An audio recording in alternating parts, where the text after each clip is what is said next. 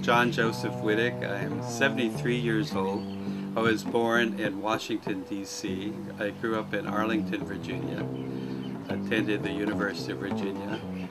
In those days, Arlington was fairly segregated. When were you born?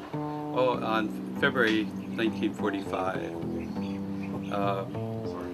And the social setting was a very racially segregated area. I went to a Catholic school. We often said we were going to beat up Protestants like Jews, and black people we didn't know at all. But so we sort of grew up in that kind of social milieu.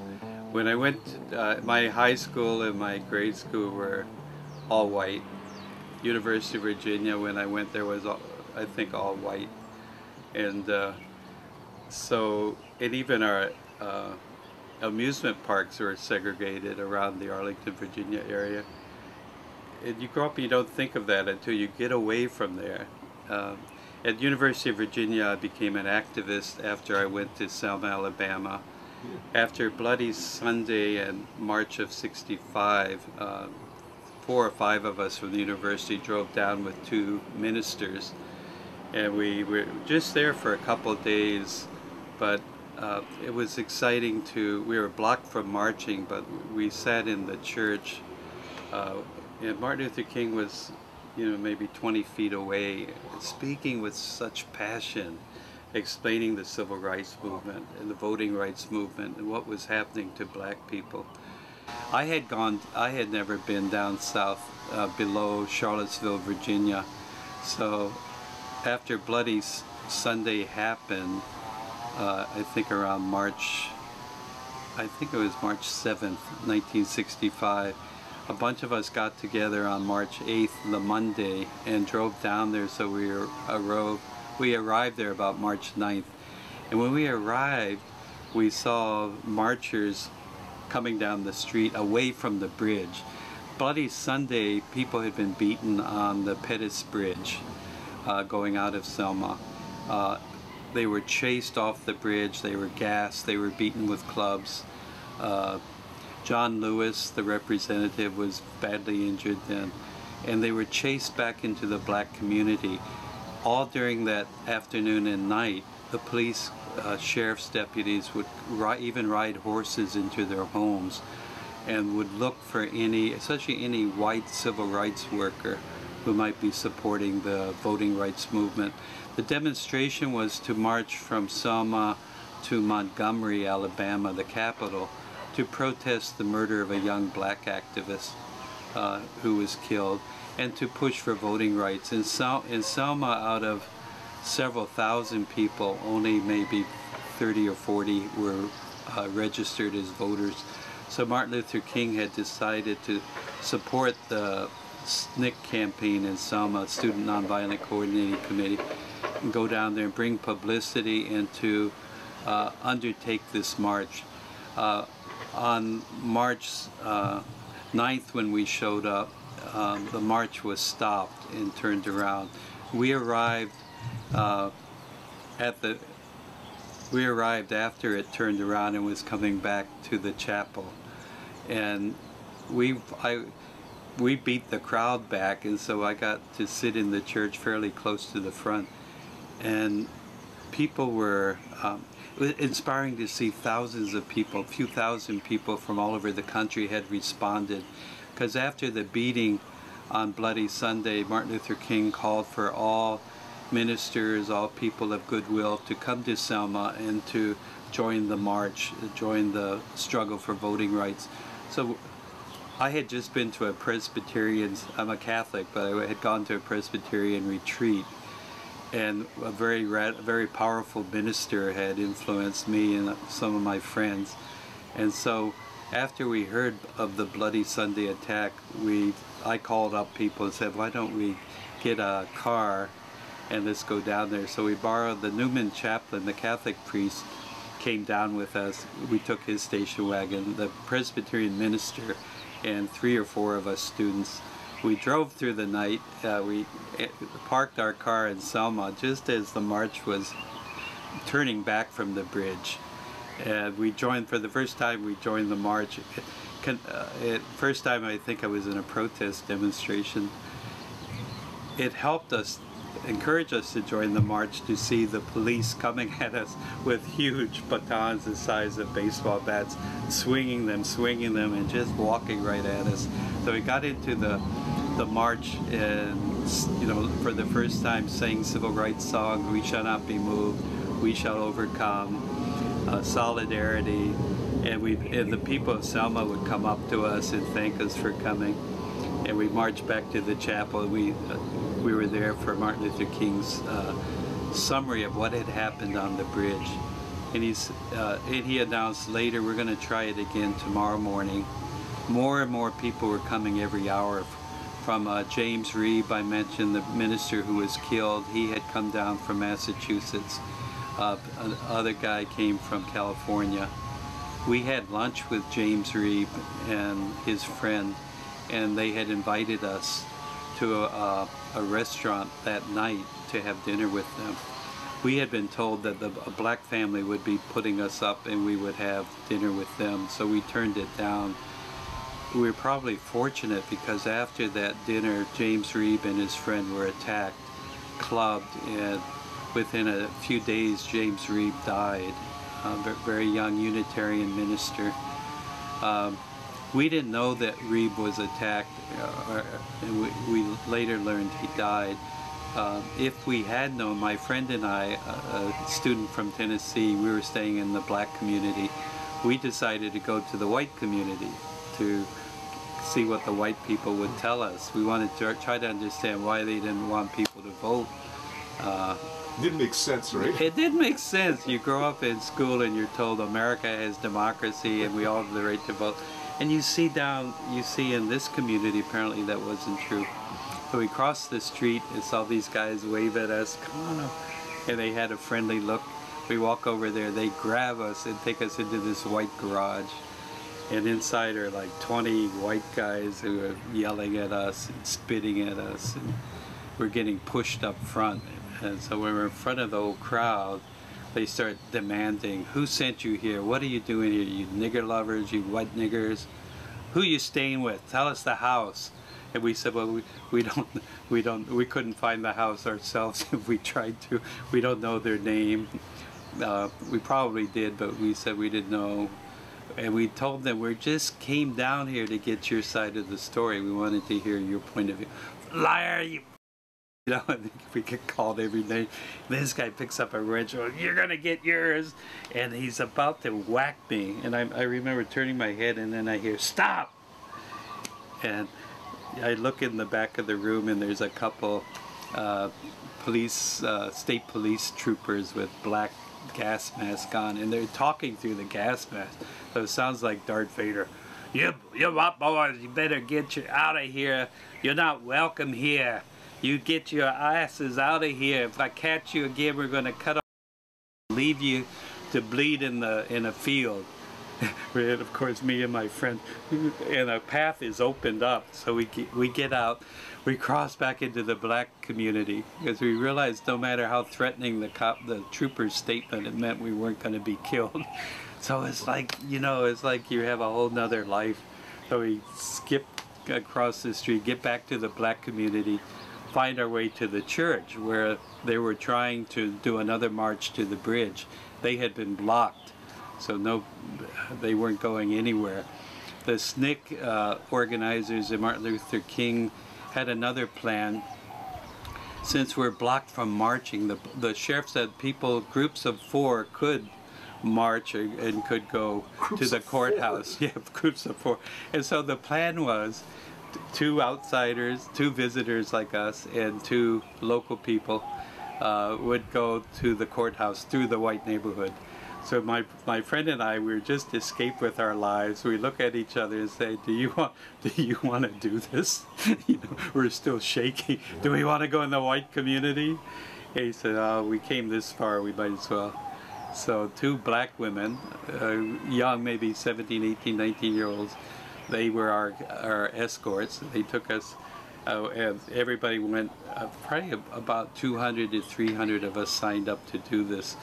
And we went through the white neighborhood, and I remember to this day that expressions of some of the white residents. They came out of their house, the look on their face. One guy came out with a shotgun, so you could hear it cock as we walked by his house, you know, that horrible sound, and you're just feeling like you're going to get it in your back.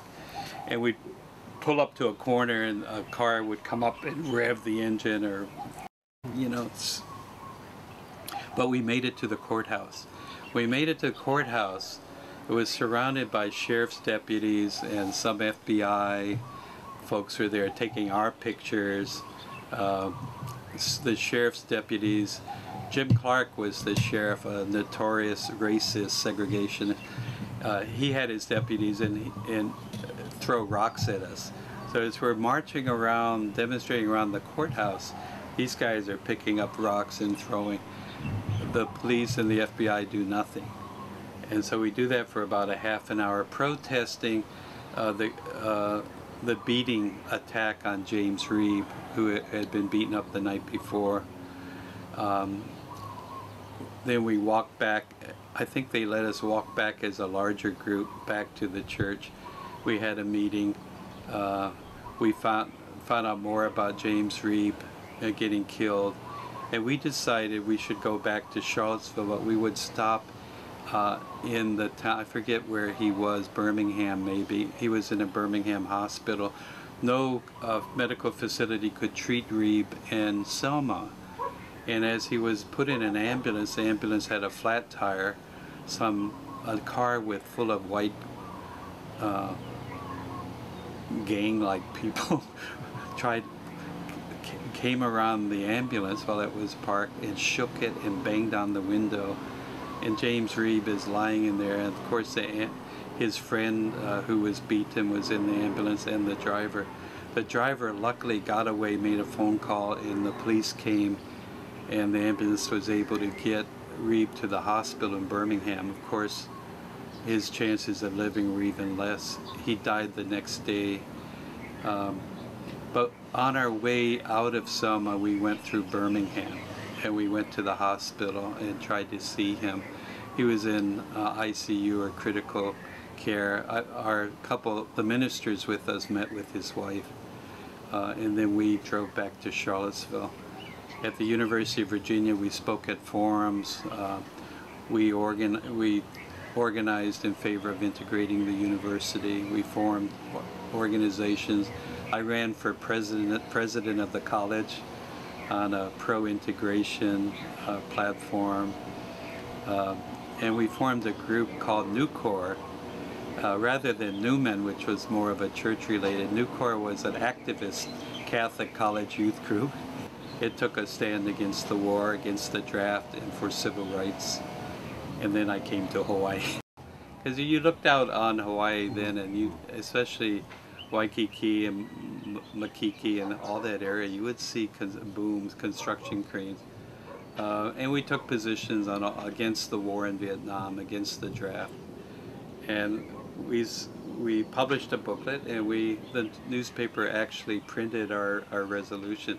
But towards the end of that, we got word that in Kalama Valley, there were families that were being evicted. There were some ministers trying to help relocate people. How did you get information about that? I think we may have heard it on the radio, or we heard it on the news, or saw it in the paper. I forget how we first heard. Mm-hmm. And I forget if Kalani, Ohelo, or some people went out to check it out. Mm-hmm. They may have, and they came back. Kalani was interesting because around that time, or just before the Youth Congress, Kalani had some friends killed in Vietnam, and he wanted to go over there and kill Vietnamese. I'd take him drinking, and I would say, Kalani, who is your real enemy? Is it the Vietnamese, or is the people who put Kanaka Maoli Hawaiian people in this position? And so he kept. Kalani was always a thinker. He would ponder things. Yeah. Eventually he said, okay, I'm not going to go into the Army. And he became an activist. He played a big role in the Youth Congress. Very powerful speaker. But anyhow, someone came back, or we read a report. And so Lucy had just had our first son, Matthew. So she was home with Matthew. Lori was pregnant. Lori Hayashi, now Lori Treshik. She was probably 5, 6, 7 months pregnant. With Sasha. With Sasha, and Linton Park was available, so I think I picked up Lori and Linton and we went to Kalama Valley. We had never been there. We drove in and we came to the house of Moose Louie, sort of on the right side of the road, a little ways in, and we met him. He said, "I'm the unofficial mayor." He was full Hawaiian, 100% Hawaiian. We met his wife, and he sort of told us about how Bishop Estate was demanding they move out, that they wanted to develop the valley, put in a golf course, and it would be on Ehukai Road, would be some of the most luxurious homes, allegedly. And we were talking to him, and then we heard something like a bulldozer back in the valley. So he said, "Moose, what's going on?" He said, "Well, a bulldozer came in this morning." So we said, "Well, excuse us, we're going to go check it out." So we drove down the road, and we saw me, Linton, and we either walked or we drove down there. So you, Linton, and Lori. And Lori, and we found a house with a bulldozer nearby, and I think this picture actually. I think that's the picture of that day. We later found out the bulldozer operator was a guy named Tiny, a big Hawaiian guy, and we don't know whose home it was, but they had, it was still occupied. We had not planned to go there and get arrested. I don't think we knew there was a bulldozer there. We wanted to meet the people and see, not so much to offer relocation help, but to encourage them to, if they were still there and resisting, to say, "We're going to support you." So we went there to say we were supportive, and is there anything we can do? And then, you know, we heard the bulldozer. We heard, I think it had already knocked down a house or two. But we got to this other house, a wooden house, fairly good condition, not in terrible condition, with a family's things inside it. Family things were still in there? Yes, they had their couch. I think there may have been a TV. There were beds, there were clothing. The family, later we learned the family had gone out to look for relocation sites. But they left all their things there? They left all their they things didn't think there. that those Houses, the people in the valley didn't steal from each other, you know, so you could go out and leave your house open. I remember it was a hot day. It was sort of hot, dusty. The wind would blow dirt. Sitting on the porch, I don't remember if we held hands. We might have, because we really believed that the bulldozer was going to knock the house down on us. It must have been kind of full of emotion. Yes, yes, happen, right? And for Lori, I can't imagine what Lori felt. Her interview, I think, will be interesting. And Linton was a stalwart. I guess Linton had been a military background or something. So for him, he was in a war zone. I was just glad that I was there to try to stop this. And then what was so encouraging was the reaction of Tiny, the bulldozer operator. You know, he could sense that this was not a right thing to do. For Ed Michaels, he was later the Bishop Estate employee who said, you know, in this modern world, Hawaiian culture is and ought to be illegal. And that statement was a rallying cry for people. But you know what I don't remember is how long it took the police to come. And I don't actually remember being arrested. But I know I was arraigned, so I must have been arrested. I must have. There probably was just so much things going on, right? Yeah. And it may have been, I wonder if it wasn't the first time I was arrested, because I'd been arrested in some anti-war demonstrations. But it was good. I mean, it makes me feel good that that stand may have helped ignite the movement for Kalama Valley. Well, you must have had so many emotions going on because you had a baby boy, 2-day-old son, and you're probably thinking, wow. Yeah. What happens, you know? What happens to this generation? What happens to all of us. What's going to happen to you? Let's say, you know, the bulldozer goes and crushes Oh, you. that too. And my son has no father or something. Well, I didn't go there for some you reason. Didn't, really? I was Maybe more you worried did. for Lori and Yeah. her baby. Yeah. Me, I thought, you know, if it falls on me, I could at least go like maybe hold it off. And we could. There was a table I think nearby we could have jumped under, but we weren't thinking much of that. So who was sitting next to each other? Was Lori in the middle, or? I think I was closer to where the bulldozer was. Lori was in the middle, and Linton was on the far side, if I remember right. And the other thing I must say is I didn't think the bulldozer operator would actually do it.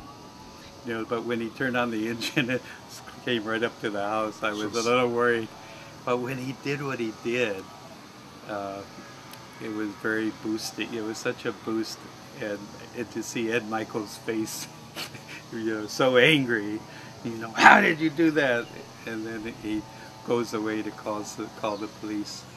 But it was a delight, the ending of that. And in getting arrested was all extra credit, you know, was icing on the cake. Just the trusting that, you know, the masses are going to get conscious about yes, the yes, condition. yes, when they see what's going on. And I think there was a newspaper article on it too. So you had a camera too. You guys were taking pictures. I was wow. I think I worked at United Public Workers. By then I had just started. I was the editor, so I had a camera, and we shot black and white in those days. Yeah. So Tri-X film. yes, yes. But so we found the house. We saw that people still had their things in it. It wasn't a deserted house. And we saw the bulldozer with this big, fairly large Hawaiian man in it. And we went into the house.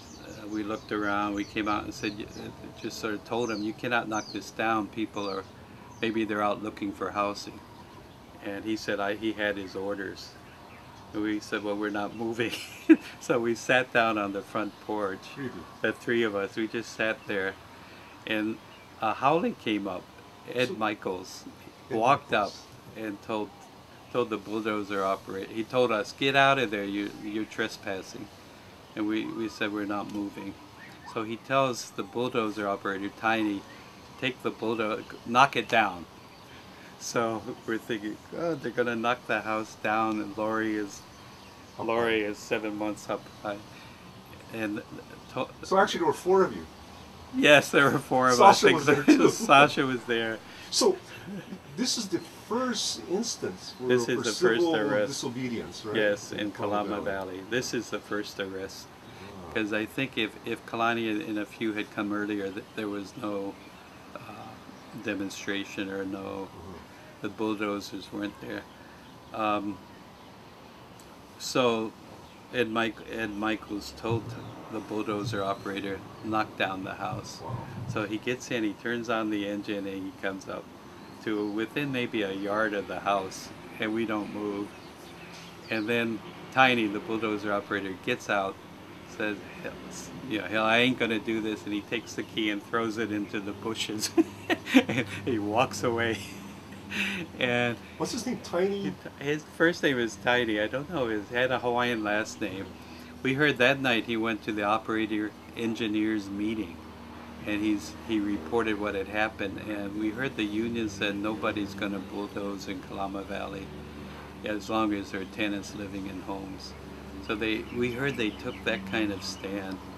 And Ed Michaels was furious, so he went to call the police. The 3 of us were arrested and booked. I think we were arraigned the next morning. Yeah, we were arrested in Kalama Valley. Do you remember what date that was? I think it would have been around July 1 or 2 or 3, early July 1970. Yeah, because Matthew was born June 28th. So he would have come home maybe June 30th, July 1. So Matthew was just born. Yes, and Lucy, that's why Lucy couldn't come. She was watching the baby. And then, so the next day, I think others, maybe Kalani among them, went back. And there was a second arrest the next day. The following day? I think it was the following day, and Linton went back too. So he was arrested 2 times within a day or 2 of each. And that, after that, and John Kelly started to get involved too, and came up with the idea of Save Kalama Valley, picketing along the roadway, leafleting, et cetera, and people then came into the valley and began to live there if they could, to occupy the valley over the next few weeks, and got to know the residents, organized among them, you know, met Black Richards and George Santos, the pig farmer, and none of them had any place really to move to, so they needed to make a stand, and they made a stand. So they had their residence group, we were the support group. At one point people just came off the beaches. There were probably what were called hippies. There were youth culture. The surfers who came in to support. I mean, the Kalama Valley people had a lot of support. So it became at one point, I think, impractical, or the image of it, and the media would always play this up, outside agitators. You know, those Hawai'i people, like yeah, many, but they were mixed, but a lot of Hawai'is. Yeah. And so they would play off of that, right? Yes, and after a while, a group was founded. The group was called Kokua Kalama. Okay. So Kokua Kalama got organized. Months later, weeks later, it became Kokua Hawaii, broadening its picture to the whole island and all the islands. And at some point, they had to have a meeting on who should stay and occupy. So Gene Parker and Moira Foley were two Howleys who stayed. Moira was a nurse, and the other people were to be local people. And the people like me who are Hawle'i, our role could be supported from outside. You know, literature, leafleting, telephone calling, raising money, etc. But you guys basically started. Right.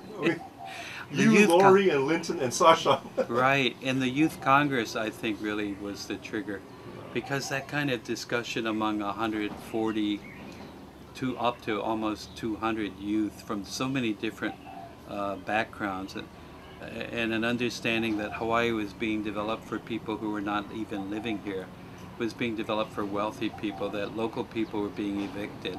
And we would bring in speakers from communities that were under attack.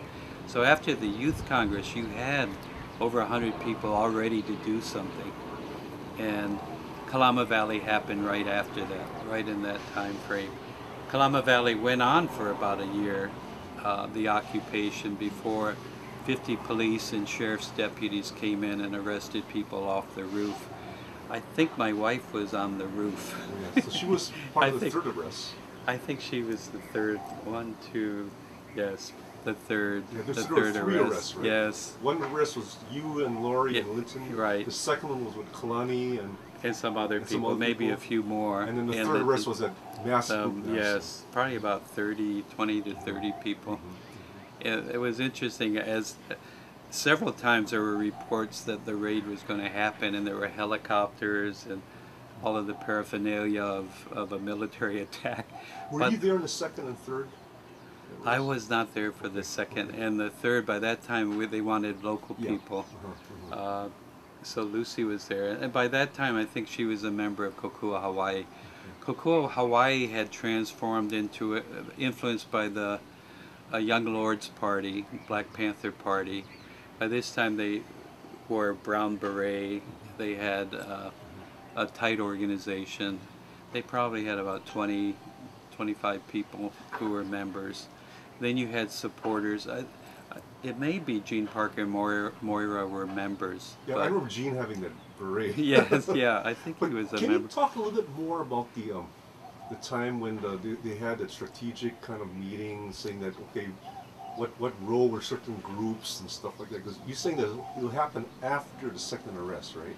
Yeah, well into the occupation, when I think they were in danger of being overwhelmed by people who weren't from the islands, and the media was picking up on that. It's because they of had media? A strategic. I don't know. It was also, I imagine, some of the participants felt overwhelmed. Plus the cultural difference between a local culture, maybe the youth hip culture, surfing culture. There was some tension between them, you know, and perhaps drugs were coming in. I'm not sure what the problems were they were facing, but they had made a strategic decision to limit the occupation primarily to local people, and other people wanted to support could work from outside. There were some Hawai'i activists who didn't like it and thought it was a very bad decision. I felt it was a good decision. What was your feelings about that? Why? I think tactically, I think it was, there were things we could do. We didn't have to be in the valley. If I were in the valley or people like me, they would say John Witeck is the outside agitator. He's organizing it. And that has been you were the agitator. I was before the occupation. It's true, but I didn't want to be, you know, I didn't want to be seen as that. And plus, there were so many great people who stepped up into leadership, you know. And that's what you want to do. If you're a good organizer, you want to pass it on. You don't want to keep doing it and keep doing it. But people like Kalani and Linton, some of the residents, Soli Niheu. I mean, there were some great people who got very radicalized or turned on by this land struggle. I mean, this was the most significant land struggle probably in 100 years. And, you know, in the end, we didn't win it in the sense of saving the valley, but it was a very Pyrrhic victory for Bishop Estate and for the developers. And after that, you saw communities, Waimanalo, Sand Island, Oda Camp, Niumalo Nawili, all over the islands, struggle rose up in opposition to the mythology that everything is progress, that progress is good. All development is progress. That was the mythology. And so Kalama Valley ignited a wave of struggle throughout the islands. And you know, ultimately it got developed. Ultimately the people got moved out. We lost some good farmland and pig grazing territory. People suffered. But, you know, afterwards, as they look back, I think they were proud, George Santos and Black Richards and them, that they played a role in a pivotal movement. And imagine it's now been 50 years. And eventually Kokua Hawaii had ministries, like a ministry of media, of public relations, the media of Who's involved in that? Do you know, remember? Kalani, Linton, Dickying, Soli, my wife. Ko and Lori were not involved because they were in another organization at that time. Moira and Jean, of course, Moira Foley, Jean Parker. Ed Ching was very active. John Saxton. John Saxton, yes. I can't remember. I remember their faces, but they were a great group of people. Roland, Nip, Ray and Claire, right, Gwen. Right. Larry? Larry was involved. He was often more outside, doing outside support work. But we did things like, as the occupation wore on, people like Santos needed some help with his pigs. And so some of us would volunteer. I remember getting up at 4 in the morning, going to Kalama Valley, getting his old rundown truck, taking it to the hotels in Waikiki. And I don't remember whether people came out and dumped stuff or whether it was already in bags, but we picked up all this slop and we took it back to Kalama Valley, and with George we would feed the pigs. So you get very close to them too. The pigs knew we were coming. I'm George too. But he of course he was very close to his pigs too. So George, did he have some nice kind words to say to you? Oh, he was always spouting wisdom. And in those days, well, for us, when we were feeding pigs, he would tell us about pigs and their names and how long he'd had them and how hard it was to separate from them. You know, just sort of the knowledge of a pig farmer. He was tough as nails. I mean, once he decided to take a stand, he was with you all the way. And you know, we admired him. We learned so much from him. And you know, most of the residents did get relocated. So when you have the struggle, when you have the showdown, you have maybe only a few of the residents there. I remember Sam Lono coming in, what do you call, Kupuna, or the Kahuna. The Kahuna came in, and on that day when they arrested those people on the roof, 20 or 30 of them, he wanted to be arrested, and the police would have nothing to do with him. He said, no, you get out.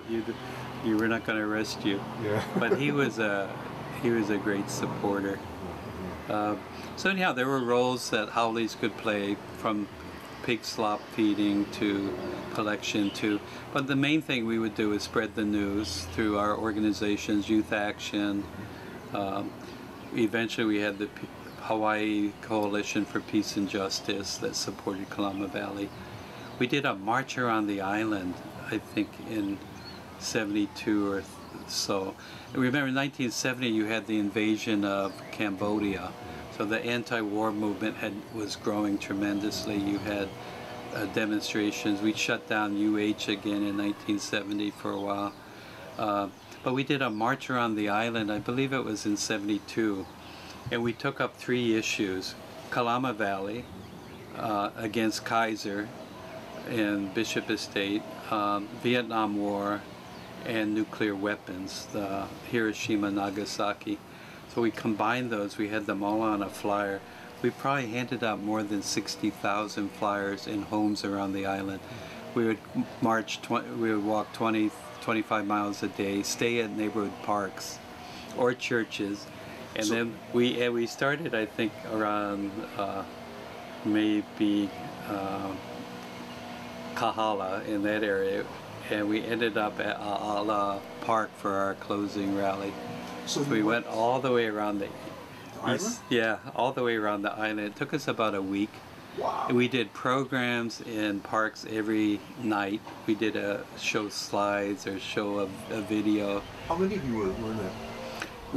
The smallest number was probably 20 or 30 at any one time. By the end, we had a few hundred. So people just kind of joined? People would join for different segments. Wow. I remember after my second segment, I could hardly walk. Because you're not used to walking 20, 25 miles a day. But you went the whole route? I came home one night to shower and recover, but I did the whole route. And it was, you know, no more Vietnam, no more Hiroshima, no more Kalama Valley. And we made the Kaiser company was involved in the development of Kalama Valley. Kaiser is also a war profiteer, contractor. So we connected Kaiser to the Vietnam War and tied those two together. And then the racism of the nuclear atomic bombings we tied in. It was well received, you know. People tell you, well, the local community not going to support it. They came out, they accepted flyers. We were never threatened. All the way, you know, we stayed in Ka'ava, we stayed in Wahiwa, we stayed Waimanalo, Ha'ula. So all those local communities, people came to the program, and we were never attacked. And as we'd go, we'd feed the flyers into mailboxes or give them to people. So Betty Johnson was probably the main organizer of that. Betty Johnson. Yeah. And we had Giff Johnson would be our mimeographer. Yeah. I remember Giff. Yeah, Giff is still active. He's in the Marshall Islands, Majuro. Yeah. I remember him. Yeah, and then also Walter, of course. Walter was tremendous. Yeah. And their house in Punalu. I remember going there. When I was in high school, in fact. I remember going there. They had that tennis court. And you were in the front. We played volleyball. That was great. Yeah. And Walter was helped us to found the Hawaii People's Fund. So Youth Action molded into Hawaii People's Fund by 1971, 72. And this house used to be the office, right? Of the. Oh yeah, for a long time I was the coordinator of Youth Action. Yeah.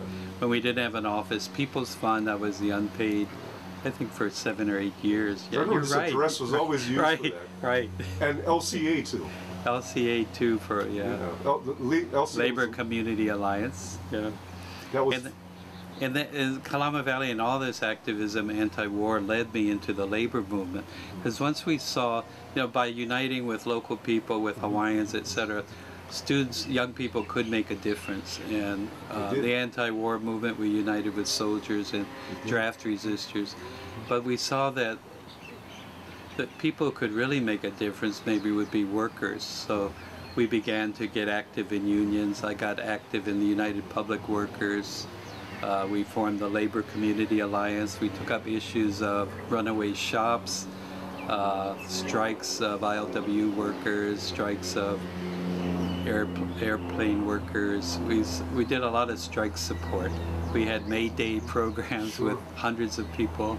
Those organizations you talk about affected me when I was a youth, because I remember in high school going to, Hawaii Resistance. It was on top of Blue Goose. In the back, we had a big office in the back of the parking lot. with a big Omega sign. On the second, that's where I first met you. In fact, I don't. You don't remember because I was one of these kids. And then, of course, all these other things, and I went away and I came back, and my connection began with the LCA actually when after I came back from college, And so, but then were you in the runaway shop committee? Merle was active in it too. She was very involved. Right. She was all the way from high school all the way through, And our Hohana newspaper. Oh, the Hohana! I remember being on the staff of the Hohana newspaper. I was a staff of Hohana, and it was a good paper. And there was the print shop down here that would Van Krelligan. The building is still there. Yes, it should be a historic building. It should be. Soon. Yeah, I mean, right now it's a mom and pop store. Yeah. This house would be historical, because there was so many things going through here. And the Reineke's house, actually was historic. They have something else on that lot now, but they had to move the house. It's on Pensacola, right? Yeah, and they moved the Reineke, because Reineke's was like that for that generation before us. Yes. It was the meeting place. Jack Hall would stay there. It was above Kinau, right? Yes, right. Before Wilder, in between Kinau and Wilder. Yeah. That's cool. It was historic. It had that interesting turret tower. Those were good people, I know. We were blessed to have people like the Johnsons, the Reinekes, Rachel Saiki, Setsuo Kubo, and, Mary Choi, Duke Choi. Yeah. That was interesting for me because I always knew Mary and Duke because I used to be in the same church with them when I was a kid. And then also when I came back, I said, oh, they're radicals. They're nothing but the church anymore. And this is where, in fact, this corner here, I remember is when I first met John and Eichel. They'd come over, they were talking, you and Lucy was on the couch, and I'd come in from whatever I was doing, and we sat down, we were talking stories and stuff like that, But, and Mary Choi was in Kalama Valley.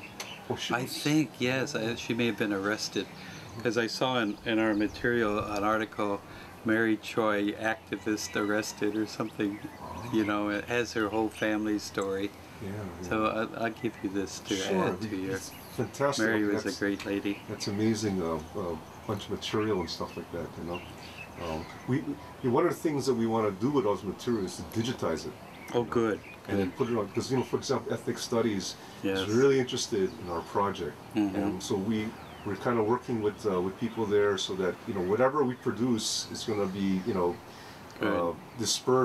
distributed into these websites. I mean, this is basically public domain stuff. Yes. It should be out there. Yes. I don't remember attorneys. I know a lot of us defended ourselves before the judge, and we were usually treated fairly leniently. We had Judge Akau at one time, Mia Akau's father, and we had another Hawaiian judge who threw everything out. I forget his name. So I don't remember. I'm sure there were attorneys who helped us at some point. I remember that at times, especially if there was a rumored arrest coming and it didn't happen, they would have a big celebration luau. And I think at that point supporters could go in, and the food was good. It was, they'd have kalua pig, etc. They'd have a lot of musicians. So it was often a festive atmosphere with although it's a very serious occupation. There were times of talking whether some people said, well, maybe we need guns, stuff like that. Can you talk about that? Well, I don't know much. I wasn't involved in that discussion, but I did hear there were people who thought it would be a good idea to have guns. And some of the police and the media were already talking that there may be guns there. But in general, I think the decision was that we're stronger without them. There's no way you're gonna beat them at their own game. Yeah, my main role would be more outside when there were arrests of organizing rallies. The courtroom would be down in Chinatown, that little district court building, and we would have a rally all around there, dozens and dozens of people, and then there would be the arraignment and eventually a trial. Often the arrest has the tendency, it can excite people and get more people involved, but it often will take energy away from the movement because you're no longer at Kalama Valley. You're stuck with legal strategy. Luckily, I don't think we spent a lot of time on that. We weren't facing like years in jail or anything. The media coverage was fairly sympathetic, as you'll see from some of the editorials and letters to the editor. So people were not treated as rascals or bad people. So I think the movement made a good choice. Kokua Hawaii especially, go out to the communities, go to Kahalu, organize there with Randy Kalahiki, go send people to the Big Island and work with the Kona people, go in the coffee farmers. Some of them got involved with Oda Camp, the Filipino community, anti-eviction struggles. Waimanalo, Kaava, Heiekea, I remember, was a great struggle. And eventually, because of these struggles that sprung up, by later in the 1970s, early 1970s, there could be anti-eviction march down King Street in Honolulu that had 1,000 or two. I think I was there too. Yes, I'm sure you were. And it could unite Chinatown, Waiahole, Waikane, Heia, and you'd have delegations of the tenants, the residents, marching with the activists. So I think that was a good thing. Later, as activists sort of divided up in groups and became opposed to each other, there was a tendency for the tenant groups that they worked with would be less willing to unite. That it sort of separated some of the movements. But in general, the tenants and residents understood the need for unity, and they would come out. And when Hale Mohalu happened in the late 1970s, these anti-eviction struggles would unite and support the Hansen's disease patients, and vice versa, especially Chinatown, Pace, and Hale Mohalu were very close. They would always go to each other's demonstrations, and it was always heartening to see that. You see Emil and Bernard and the people from the various struggles. And when we did a large rally, to have those speakers come and address, it wasn't activist as much as it was tenants actually leading. So that was, there's some great lessons. And the Kalama Valley did lead to epic struggles like Waiahole, Waikane, where the tenants were organized by activists and became very, very self-empowered and would actually go and shut down the highway and force the state to allow them to take over the valley. Tremendous victory. And that's part of the legacy of Kalama Valley.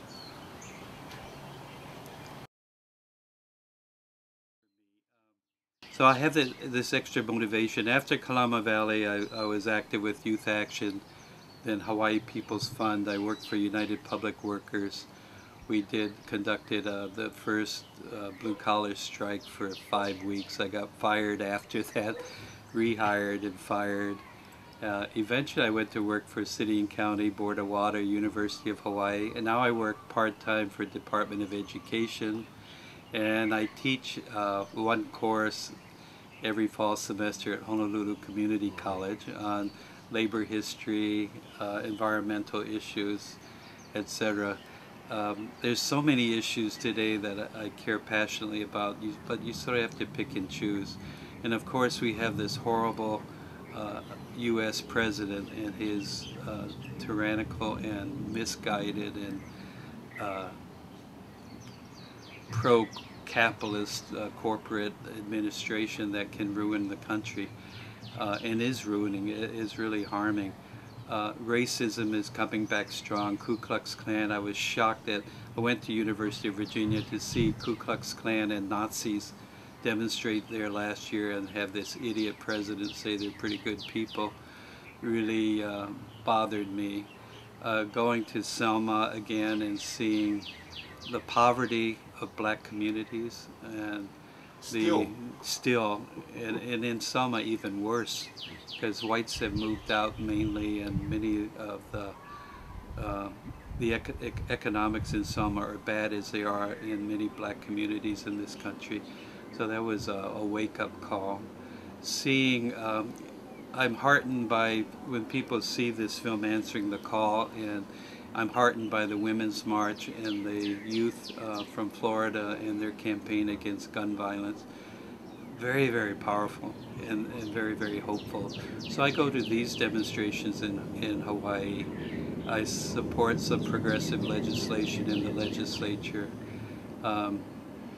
I like encouraging my grandkids to go with me on picket lines, stuff like that, which they have done. I'm active still with Hawaii People's Fund, which I think is now in its going close to 50 years. You were one of the co-founders, right? Yeah. So 71 it was founded actually, so it's now about 47 years old. Was you and who else? It was mainly me, and I used the Youth Action Board. Okay. Walter Johnson, other people helped me. And it's, you know, People's Fund now has a very strong Hawaiian Kanaka Maoli emphasis, which is good. But it has raised maybe, every year it raises over $100,000, maybe $150,000. So over its lifetime it has raised millions of dollars and has given small grants to groups to empower them and to, you know, do their first slideshow or do their flyers, etc. And other support.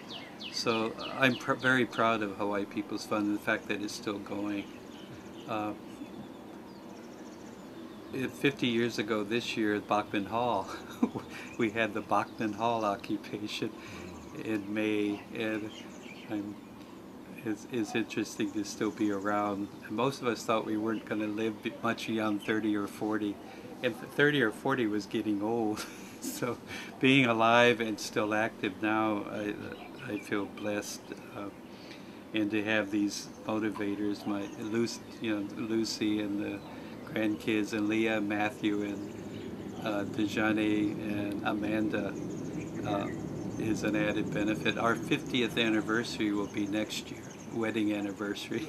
Lucy and me. Wow. So we hope to go on a cruise with the grandkids somewhere, and just, we never thought we would make 50. We never thought we'd make 10, but luckily we did. Yeah. That means something. Yeah. So I'm active with Local 5, and they have a great group called IKEA, which is a coalition of church, environmental, and labor organizations. And they're very active in strike support, union contract support, but also in issues like housing, affordable housing, opposing development that would harm people. So I feel like here's a union, the Local 5 hotel workers, which is doing what unions need to do. They need to go beyond just the bread and butter contract issues. They need to unite with the communities, and they need to teach young people how to organize. And this is something Local 5 does, so it's really an honor to be one of their supporters. The other unions are still doing some good things, but they're fairly inert and inactive. Local 5, I think, is a union that put the movement back into to the labor movement. For myself, I've always been motivated, now I am, by my grandkids and trying to make the world okay for their generation, environmentally and socially, and in terms of peace and justice and equality. But my main principle has been to try to, when I leave the world, that I did something to make it better. So that's what motivates me.